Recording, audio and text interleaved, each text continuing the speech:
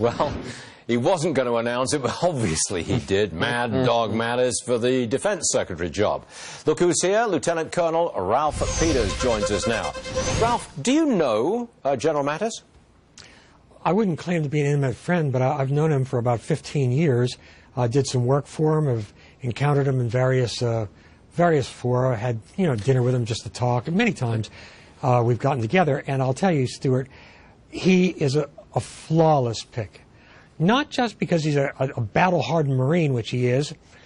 Not even just because he has a deep, rich strategic understanding of how the world hangs together today, based on experience and deep study.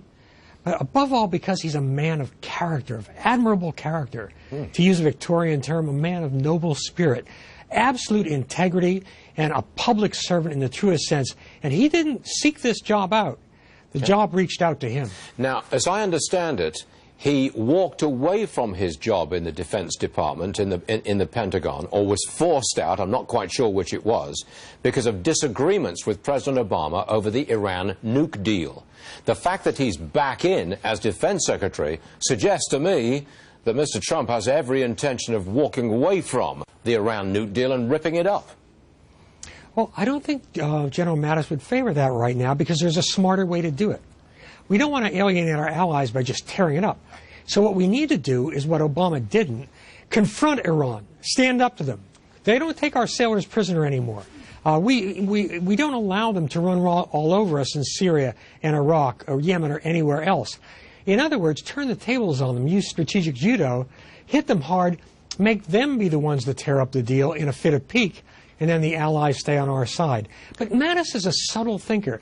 Again, he reads the classics. Yeah, he knows history. Intellectual. He's an intellectual, actually, isn't he? So I hear. Well, he's a man of intellect. An intellectual is somebody who never does anything with his life except criticize others. In fact, Jim Mattis insulted me once terribly by calling me an intellectual. Oh. But he's a man of rich intellect, tempered by experience. And, I mean, I gush about this guy. You could not do better. And any nonsense from the left about, oh, the man on horseback, we don't want generals. Look, for 16 years, civilians with no military experience have gotten us into one disastrous conflict and impetuous intervention after another.